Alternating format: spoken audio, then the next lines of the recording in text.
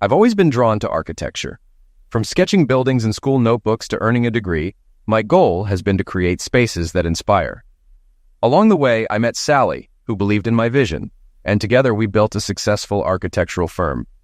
My best friend David joined us and became crucial to our success, managing projects and ensuring my designs were executed properly.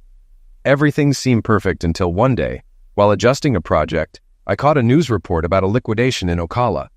To my shock, the footage showed Sally and David leaving a motel room together. Sally had left work early, claiming to run errands, while David said he was in Gainesville. The betrayal hit hard. 14 years of marriage and a decade of friendship all called into question. Our firm had grown rapidly, especially after winning a City Hall Design Award. We expanded our team to 12 architects, moved into a new 7-story building, and enjoyed steady profits from rented office space. I had invested the most, followed by Sally and David, and things were going well until that afternoon. The distance between Sally and me had grown over the years due to my long work hours, but I never doubted her love or loyalty. However, the motel footage stirred confusion. I contacted my friend George, who worked at the TV station, and asked for a copy of the broadcast. When I reviewed the footage, it confirmed what I feared. Sally and David had been caught kissing at the motel. I reached out to Tom Noble, the motel's owner, to check the surveillance footage. He said the police had already taken the tapes, but I could view them at any time. I made arrangements to see the recordings immediately, bracing for what they might reveal.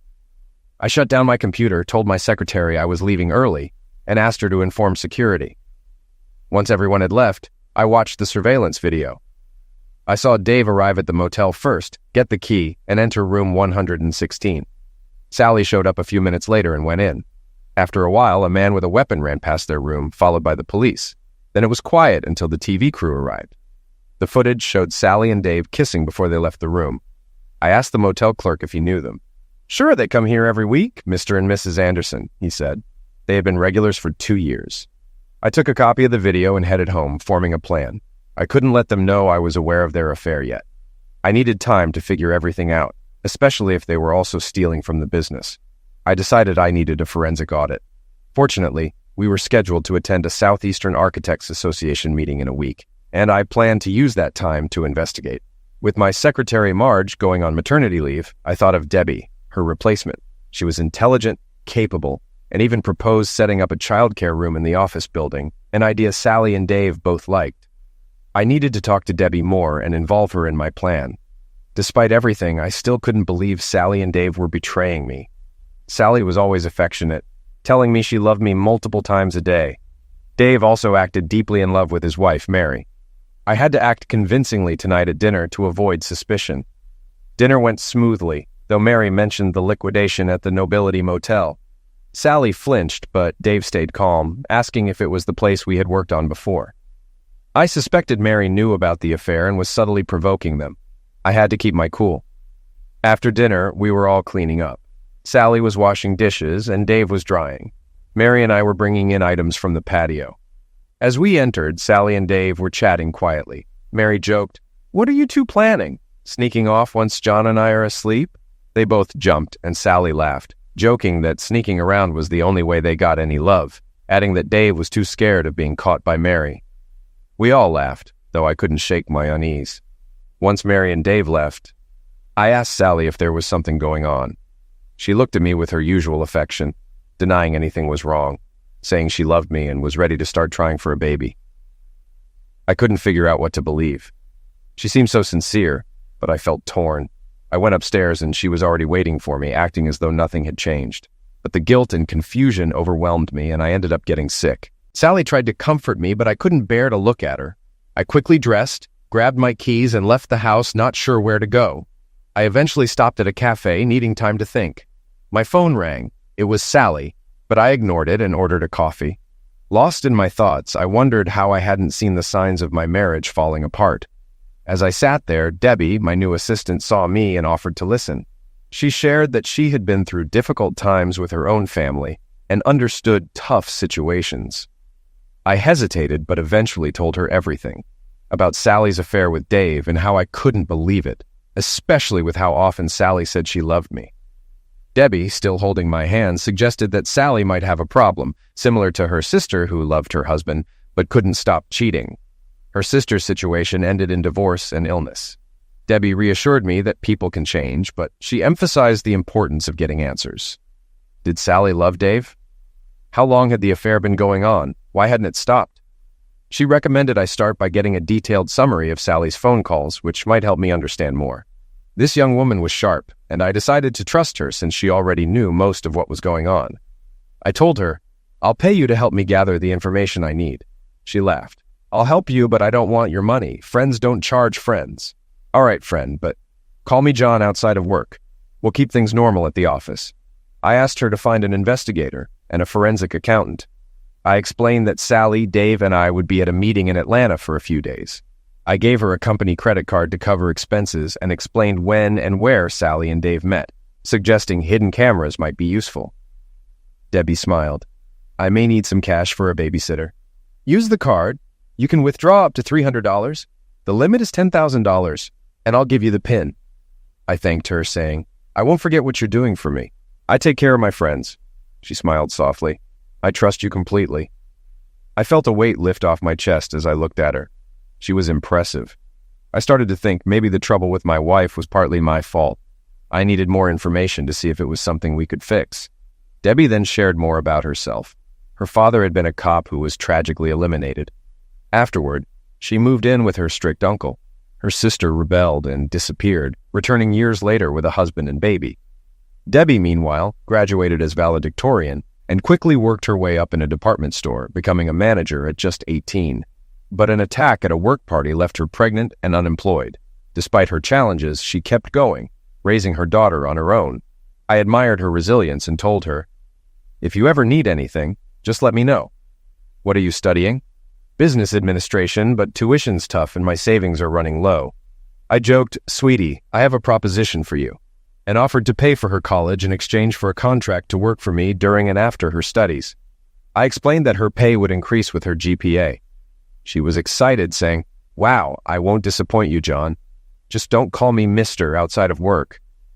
As she left, she gave me a quick kiss on the cheek, a tear running down her face. After she left, I noticed her bill was only $2.50, so I paid for both of us. The next morning, I heard Debbie's heels clicking down the hall. She paused at my office door with a bright smile. "Good morning, boss." "Good morning, Debbie. Come on in." She placed 3 $1 bills on my desk and grinned. "I stopped by the cafe this morning to pay for last night, but they said the check was already paid. You must have covered mine." I laughed. "Yeah, I did, but it was only $2.50. "You tipped too, didn't you?" "Yeah, I guess I did." I handed her an envelope. "Here's the credit card. The PIN is inside. Start on those projects we discussed. I'll tell Marge you're working on the daycare plan so you can take your time. Sound good?" She smiled, taking the envelope. "Yes, sir, John. I'll report back later if I'm done before the day's over." By noon, Debbie returned with an envelope. "Here's everything you requested. Let me know if it works for the audit. I need to confirm by tomorrow for this weekend. I'll also need to bring my daughter Dolly with me for the surveillance setup." "Should I come back in an hour?" she asked. I assured her I'd have answers soon and smiled as she left. Then I buzzed Sally. "Hi, honey, what's going on?" Sally answered. "Not much. You didn't go out for lunch?" I asked. "No, too busy. I'm getting payroll ready early since we're leaving for Atlanta on Friday. Is everything set with Dave and Mary?" "Yep. Are you feeling better today? You seemed off last night," I replied. "Yeah, I'm good now. By the way, that girl Debbie dropped off some daycare info. She's sharp," I mentioned. Sally teased. "She sure is. Should I be worried about her around you?" I laughed. "Why? You've never worried before. Besides, she's way too young. If I were 20 years younger, though, maybe." Sally laughed too. "She's a cutie, that's for sure, and her daughter is even cuter." That struck a nerve, as I wanted a baby too. Later that afternoon, Dave stopped by. I asked him, "Are you ready for Atlanta?" "Heck yeah," Dave said, then added, "Sally told me you weren't feeling well last night. You all right?" "Yeah, just something I ate," I replied with a grin. As if I could ever cheat on Sally, she'd liquidate me. Dave chuckled, but seemed slightly uncomfortable. "She loves you. She'd never cheat." "Maybe, but under the right conditions, anyone might." "She has plenty of admirers," I said. "True," Dave agreed, "but she's yours." The conference went well, though I was nervous. I called Debbie daily, and she confirmed she had all the info I needed. Sally and I were busy with activities, and though exhausted, we had a good time. After the last day's events, we returned home Sunday evening. While sitting in the back seat with Mary, I noticed Sally repeatedly pushing Dave's hands away while she drove. She glanced back at us, but I pretended to be asleep under my cap. After a moment, I saw her signal to Dave, who turned around to check on us. When I closed my eyes and reopened them, Dave was sitting closer to Sally, and I could hear her softly moaning. I sat up and asked, "Where are we now?" They both jumped. Sally replied, "We just entered Florida. We're looking for a pit stop so Dave can take over driving." At that moment, I knew my marriage was over. The rest of the drive was quiet. After stopping for fast food, we returned home, unloaded the car, and went to bed. Sally snuggled up and quickly fell asleep, but I couldn't. After lying awake for an hour, I called Debbie, who answered right away. "How did things go?" I asked. "Smoothly," she said, "but I suspect tomorrow will be chaotic." I asked her to leave everything in my desk drawer, thanked her, and hung up. Monday started like any other. I left for work before Sally woke up, and Dave arrived shortly after me. I doubted he could stop by to see Sally without being noticeably late. The accounting report was mostly clean, except Dave was misusing his expense account by a couple $100 a month. Nothing major, but it set a bad example. Then I heard Debbie's heels down the hall. She smiled as she poked her head into my office, making the day feel a little brighter. "Hello, boss. How are you today?" she asked. "I'm not sure yet. I haven't read the investigator's report. Did you?" She nodded, a tear slipping down her cheek. I pulled out the report and quickly skimmed through it. My suspicions were confirmed. There was overwhelming evidence. I inserted the DVD and watched the footage. It started with Sally entering the motel room and kissing Dave. They undressed and had sex. I fast-forwarded to the next scene, which was from Thursday. In the video, Sally told Dave, "This is the end. I think we've been too careless. They both suspect something. We can't do this again." Dave agreed, saying it had been a wonderful 5 years. He joked about one last time, but Sally refused, saying she couldn't lose me. They kissed and left. Tears filled my eyes. Debbie shut the door and rushed to my side. "John, are you okay?" she asked. "They're supposed to meet you here in 20 minutes. Do you want me to delay it?" "No," I said. "Give me a minute to wash my face. When is Mrs. Forrester expected? 5 or 10 minutes after Sally and Dave arrive? Can you stall until then? Buzz me when she gets here and escort her in. Stay as a witness. You control the hidden cameras, right?" "Yes, I'll turn them on when they arrive." "Good. The faster Mrs. Forrester comes in, the better." Debbie smiled. "You'll do just fine, Mr. Nelson. I guess you noticed the tissues I put around the room." She glanced at the clock. "I need to get back to my desk." She peeked outside, then blew me a kiss. "Be strong, boss." The door closed behind Debbie. 2 minutes later, the buzzer rang and Dave and Sally entered. I pretended to be on a call, motioning for them to sit. I said, "Right, George, I'll let you know how it goes. Bye." Then the buzzer went off again. Debbie announced, "Mrs. Forrester is here." I welcomed Mary in and said, "Mary, I thought you should be here since this affects you too." Sally and Dave exchanged nervous glances. I introduced Debbie as my temporary secretary and asked everyone to watch the TV monitor. I played the video of Sally meeting Dave at the motel. Sally screamed, "No!" and collapsed onto the floor. Dave glared at me, saying, "You son of a—" Mary interrupted, "No, you're the son of a witch, David. Be quiet. I want to hear this." After more footage, I stopped the video and turned to Mary. "You need to see one more part." I showed the clip where Sally and Dave agreed to stop the affair, fearing they'd been caught. Sally was still crying on the floor. I said firmly, "Enough, Sally. It's too late. You need to hear this. It's about your future." I turned off the DVD and said, "Sally, I will always love you, but I can never trust or live with you again. You'll be served with divorce papers as you leave." I looked at Mary. "I'm sorry to drop this on you, but I think you had an idea this was happening, didn't you?" Mary nodded. "Yes, I did. I smelled Sally's perfume on Dave and knew something was off. I forgive you, John. I've already lined up a lawyer for this." I turned to Sally and Dave. "Cheating is like stealing. Our wedding vows mean forsaking all others, and you both broke that trust. In business, trust is everything. I propose buying you both out, but I'll need time to gather the cash. If not, we sell the business and split the profits. We'll decide in 10 days. Any comments?" Mary spoke first. "The money Dave invested is mine. I'd like to stay as a silent partner. Dave's fired and has no home now." I smiled. "That makes things easier. I'll get the paperwork drawn up." Sally then asked, "John, can I keep my share and be a silent partner too? Just send me the dividends." "Mary, I'm so sorry. I never meant for this. I was weak and threw away the best man in the world. My life is over." I sighed. "Sally, You can keep the house. I'll move out soon. Sally left, and I heard her being served divorce papers. As her heels clicked down the hall, I turned to the window, tears in my eyes. After a few minutes, Debbie gently pulled on my arm and dabbed at my eyes with a tissue. "Mr. John, are you all right?" I smiled. It's hard to end 14 years of what I thought was a perfect marriage, but I'm relieved I can keep the business. Debbie smiled. "I'm happy for both of us. Now you can keep your promise." I would have kept it somehow. How's the daycare project coming along? Debbie smiled, and the tension I'd been feeling vanished. I've finalized all the figures, and even found a retired nurse who'd love to run the daycare. She knows other RNs who would be interested in working part-time or full-time. I'd like to bring her in. I replied, "That's your call. If she's a good fit, send her to Joanne in HR. Do you still have money left on the credit card?" "Yes, more than half." "Good. Use it to buy the equipment she needs. If the room requires modifications, arrange a meeting with all department heads, including Sally and Dave's assistants, right after noon in the conference room." I smiled and said, "I'm putting a lot on your plate. Can you handle it?" "Yes, I can. I'll only ask for help if necessary." "Great. From now on, set up a daily morning meeting with me. Also, you're now my personal assistant. Find a secretary for yourself and give yourself a raise." She beamed, hugged me, and kissed my lips before pulling back, embarrassed. "I'm so sorry. I got excited." I laughed.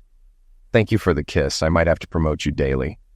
She blushed and said seriously, "I hope it's for more than just my kisses. Don't worry. I trust you'll do a great job. You'll be my eyes and ears to help run the business." Promoting Debbie was the best decision I'd made. She handled everything with efficiency, leaving me free to focus on what mattered. The daycare was set up in no time. A couple of weeks later, she walked into my office for our morning meeting, looking professional in a new business suit. "Good morning, boss," Debbie said cheerfully as she walked into my office. "Good morning, Deb. How are you?" I asked. Grinning, she replied, "Much better now that I'm here." "Thank you. Now meet my new assistant," Debbie said, pressing the intercom button. A tiny girl came bouncing into the room. "Here I am, Mommy," the girl exclaimed with excitement. Debbie smiled and introduced her. "This is my daughter, Dolly. Say good morning like I taught you." Dolly curtsied sweetly and said, "Good morning, Mr. John. I'm pleased to meet you." Grinning, I replied, "Good morning, Miss Dolly. Are you enjoying the daycare?" "Oh, yes, it's fun, and Mommy visits me lots," she said with a bright smile. I couldn't help but ask, "Dolly, have you ever been to the zoo?" Dolly looked up at Debbie, then back at me. "No, where the animals are good?" she asked innocently. I smiled at Debbie and turned to Dolly. "Well, I'd love to take you and your mommy to the zoo this Sunday if you'd like." Dolly's eyes lit up, and she excitedly asked her mom, "Mommy, can we go?" Realizing I'd spoken out of turn, I quickly apologized. "I'm sorry, Deb. I should have asked you first. Please forgive me." Debbie smiled warmly. "It's okay. You just got caught up in the moment. Yes, we'd love to go. I'll pack a picnic." "Debbie, do you have a car?" I asked, noticing the slight hesitation in her response. "No, mine broke down, and I'm saving up for one," she explained. "As my personal assistant, you need a company car. I'll arrange everything this afternoon after lunch with you and Dolly," I offered. Sunday at the zoo was wonderful. Dolly was thrilled, and I ended up carrying her for most of the day. Spending time with a child was more special than I had imagined, and I enjoyed Debbie's company too. The next day, I arranged for a company car, a 2-year-old Honda Odyssey. I instructed our transportation chief to clean it up and park it in Dave's old spot, now reserved for Debbie. That afternoon, Debbie stopped by my office with Dolly, letting me know they were heading home. I playfully stuck out my lip in a pretend pout. Dolly's eyes widened as she tugged at her mom. "Mr. John is crying, Ma." Debbie and Dolly both asked, "What's wrong?" I smiled and replied, "Dolly didn't kiss me goodbye." Dolly giggled and ran over, arms outstretched. I lifted her, laughing, and after she gave me a sweet kiss, I set her down. Then I handed Debbie a set of car keys. She looked at them, puzzled. "You look so professional in your new suit, and you can't be seen riding the bus. These are the keys to your company car, parked in your new reserved spot," I said. Debbie's eyes widened in surprise. "What? Really?" "Yep. If you don't have a child seat for Dolly, get one. Now, go on," I added with a grin. Debbie hesitated for a moment, then shook her head, scooped up Dolly, and left. The next morning, I saw her pull into the lot in the Honda minivan. When she noticed the coffee on her desk, she smiled, walked into my office, and quietly closed the door behind her. Without a word, she hugged me tightly and kissed me deeply before pulling back and asking, "Why are you so good to me?" I smiled at her. "Because you've earned it. The company runs smoother than ever, and honestly, being around you makes me happy." She looked up at me, searching my face. "Is that really true?" "Of course. You know I don't lie," I reassured her. "John," she started hesitantly, "I need your help. I bought steaks and a grill, but I have no idea how to cook them. Can you show me tonight?" "Sure, I'd love to," I agreed.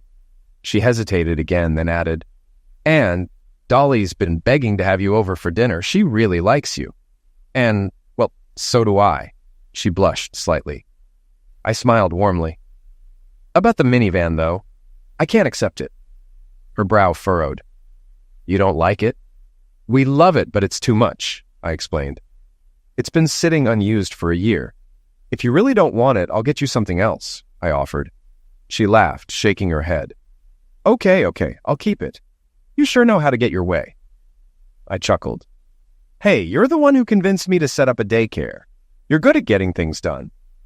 "Just don't be mad at me," she said softly. "I'm not mad. That's why I hired you, to push me to do what's needed. You keep everything running smoothly." She giggled, clearly relieved. "It works, doesn't it?" I grinned. "What time should I come over for dinner?" "How about right after you change? Oh, and the grill is still in the van," she reminded me. "I'll be there soon," I promised. Dinner that night was perfect. Steaks, baked potatoes, and corn on the cob, all cooked on the grill. Afterwards, Dolly and I played Go Fish, and later we treated ourselves to ice cream at Dairy Queen. It was a fun, messy evening, and after helping put Dolly to bed, Debbie and I shared a quiet glass of wine. I knew it was time to leave. "Can I see you tomorrow?" I asked, sensing something in the air. Debbie hesitated again, then said, "John, we need to talk." A chill ran down my spine. "I'm listening," I replied, worried I'd overstepped.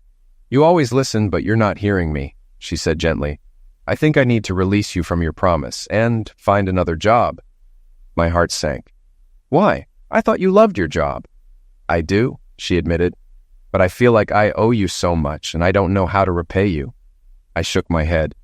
"You don't owe me anything, Deb. I've gained far more from you than you've given." She looked at me, clearly confused. "How is that possible? I haven't given you anything." "You've given me the most precious gift of all, time with you and Dolly. Your kindness has saved me. If I weren't so much older, I'd court you with everything I've got." I paused, realizing the weight of what I'd just said. I probably shouldn't have said that. Her eyes softened as she looked at me intently. "Are you telling me you love me but won't pursue me because of your age?" "Yes," I whispered. "I love you with all my heart."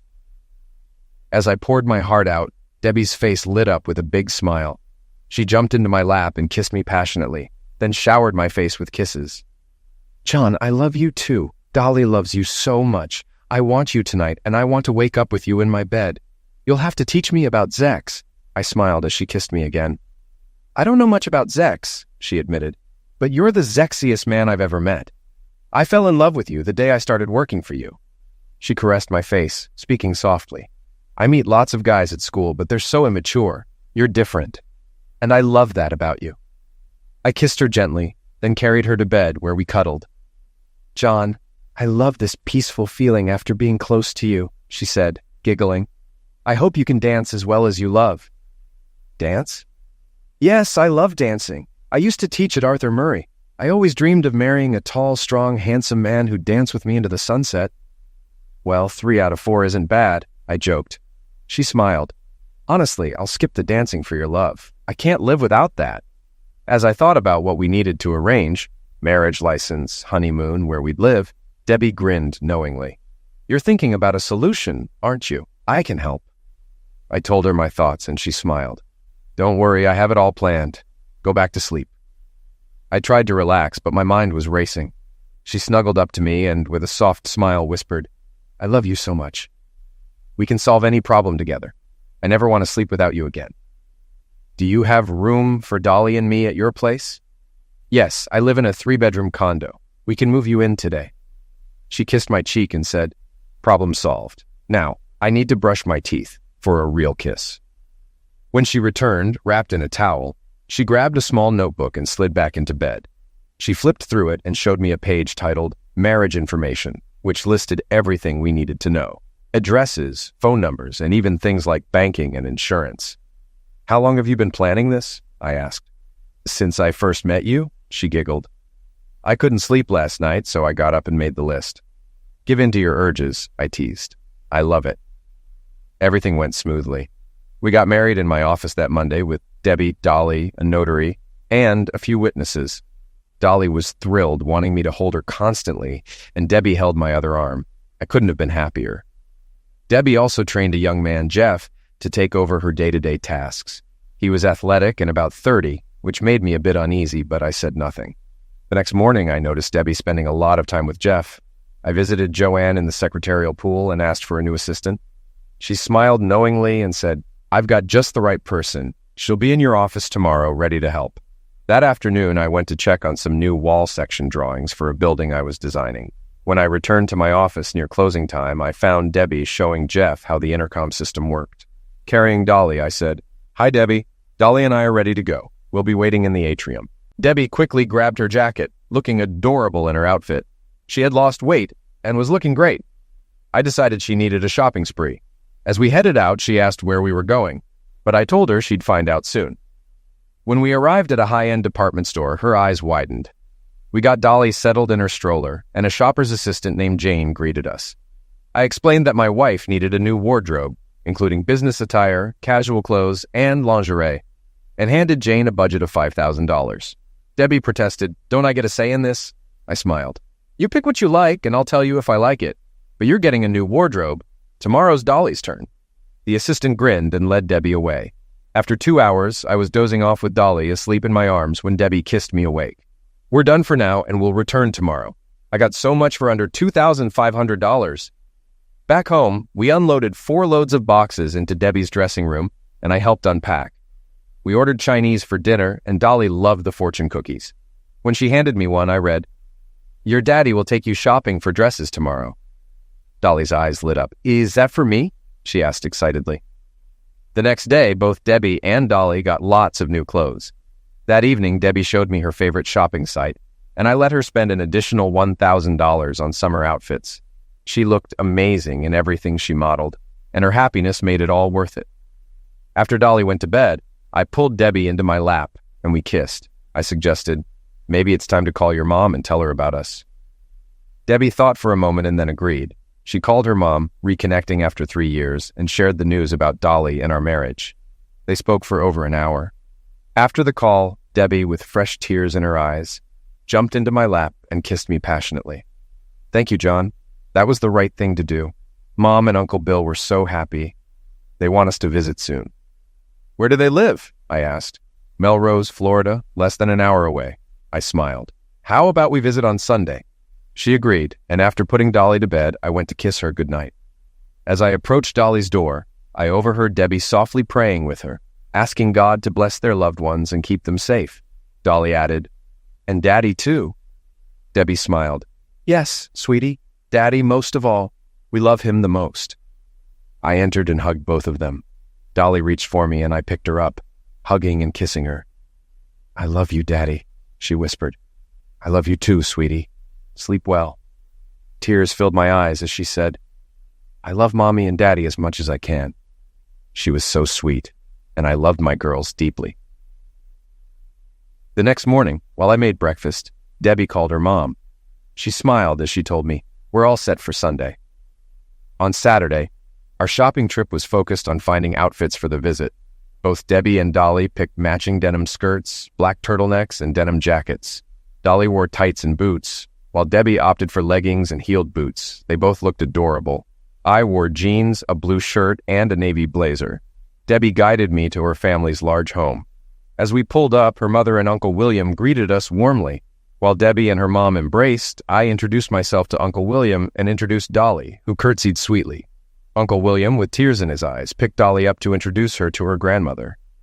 But when her grandmother reached out, Dolly clung to me, scared. I quietly reassured her, explaining that her mom's tears when talking about her mother were from missing her, not fear.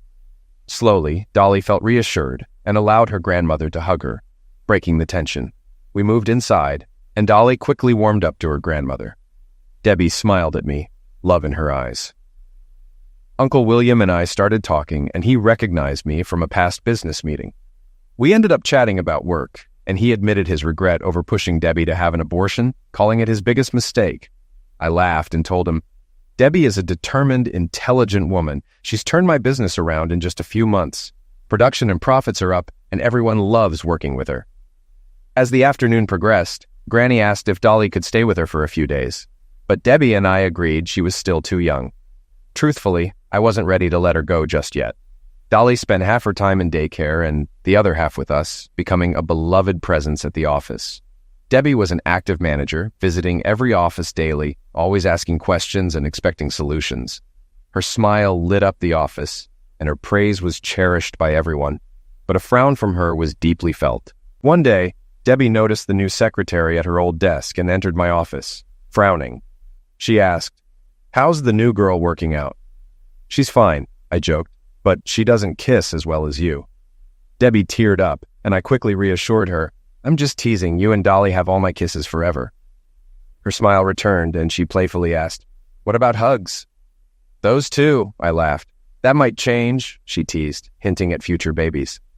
Later, I saw Jeff checking out Debbie while she worked, and it bothered me. Later that day, I overheard Jeff in the restroom bragging to a coworker about his intentions to pursue Debbie. Furious, I called Debbie into my office and asked her to fire Jeff. She was surprised, but didn't argue. A few hours later, Debbie confirmed she had fired him, and we headed home together. On the way home, Debbie asked, "Aren't you going to ask if I fired Jeff?" I smiled. "Why wouldn't you?" She explained that one of the workers told her Jeff was spreading rumors about them. "Good call," I said, suggesting we promote the worker who gave her the tip. That night, as we prepared for dinner, the doorbell rang. I opened it to find Jeff pointing a weapon at me. He demanded to see his daughter, claiming Dolly was his. Debbie calmly corrected him, saying he was mistaken, and explained that Dolly wasn't his child. Jeff, confused, realized he had mixed Debbie up with someone else. As Jeff's attention shifted entirely to Debbie, I saw my chance. I quickly punched him in the head, and he dropped, the weapon hitting the floor. I grabbed the revolver just as Debbie rushed over and kicked him hard in the groin, screaming at him. She kicked him in the head and face, yelling until a deputy arrived and pulled her back. Soon, several deputies were in the apartment. Jeff was handcuffed, and we learned that the pizza delivery guy had seen Jeff with the weapon and called the police. After checking on Dolly, who was sound asleep, we gave statements. Jeff was charged with attack and several other crimes. Afterward, we sat down to eat but barely touched our food, mostly holding each other. Debbie, still in shock, said, "I don't even remember seeing him before he worked for us." I suggested she might have blocked the memory to avoid reliving the trauma of her attack. She nodded, unsure if she had ever seen his face clearly. Then she noticed my swollen hand.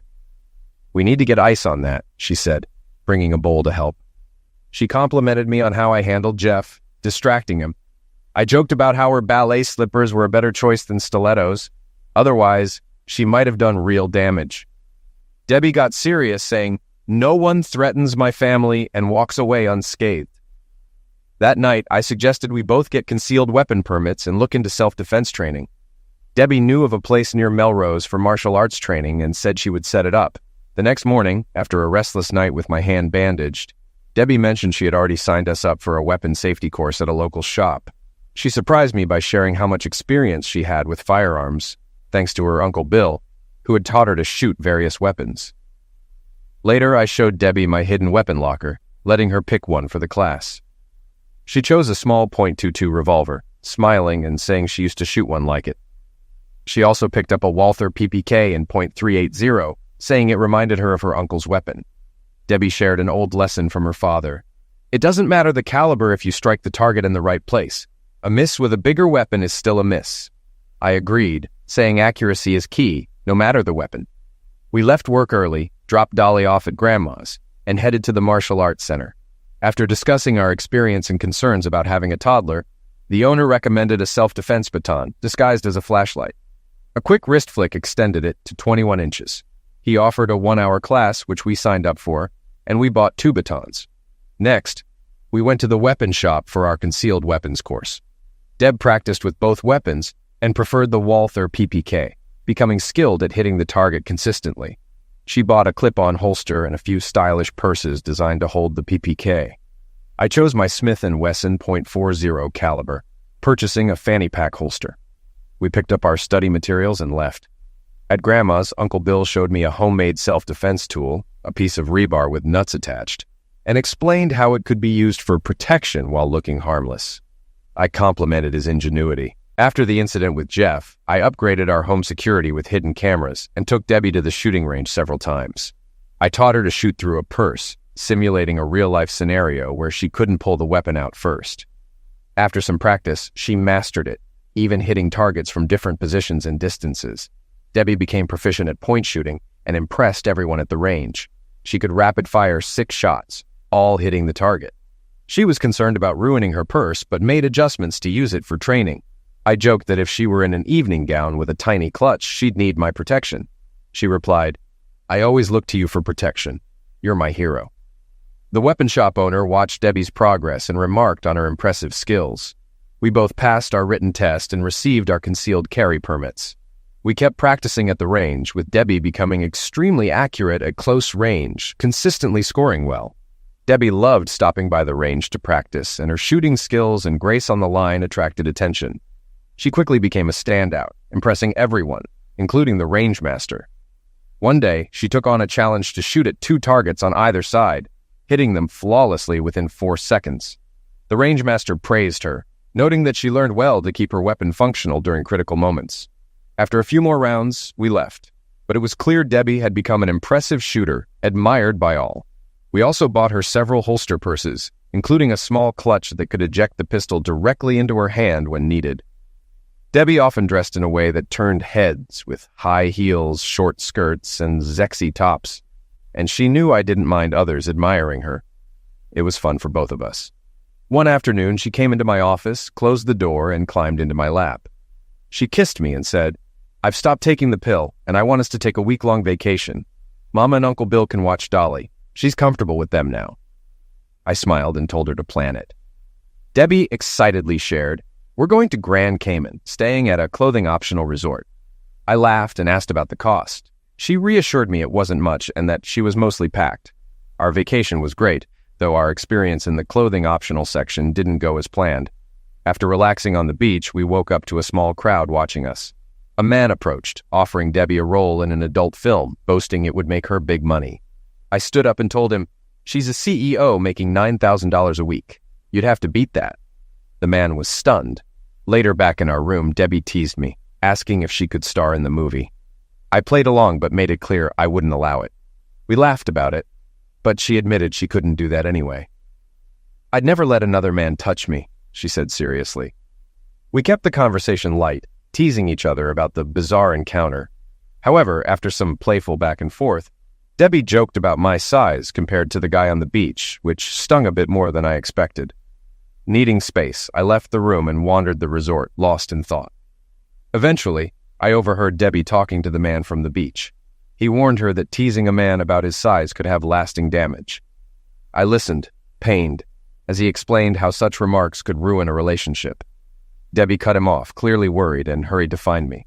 When she saw me sitting nearby, she ran into my arms, tears forming. We went back to our room, but I was still upset. As I undressed, she asked with concern if my frustration was because of her teasing. I sighed, admitting that her comment had hit me harder than I wanted to admit. Debbie's face crumpled with tears, trying to explain through her sobs. I gently calmed her down and told her I overheard the conversation with the corn guy.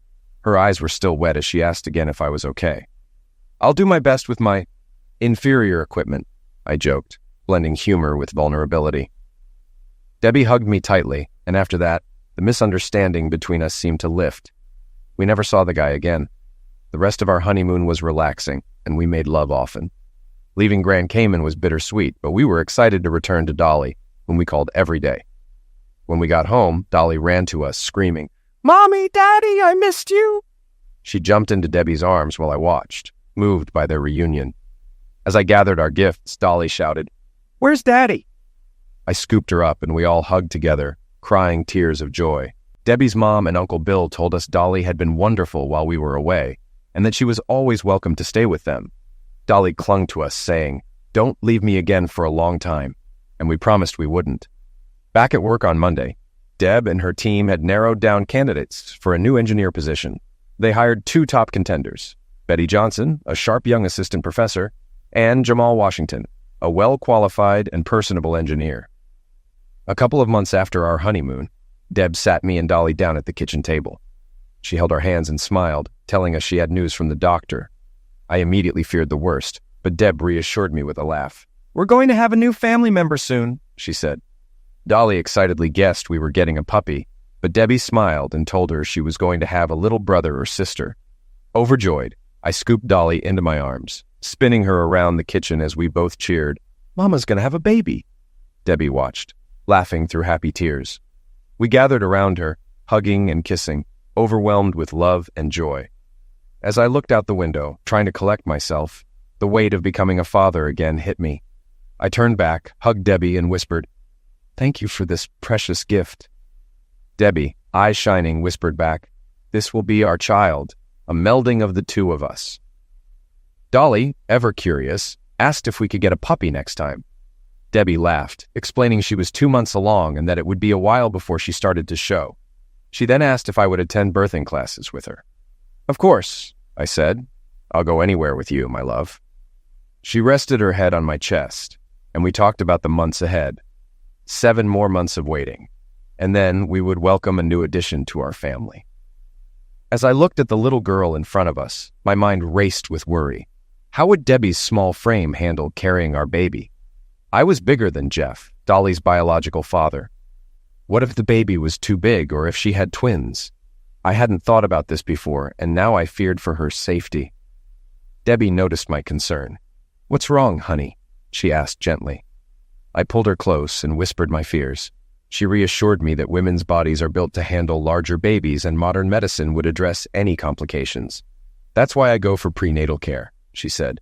"The doctor monitors everything. If necessary, they can induce labor or perform a C-section."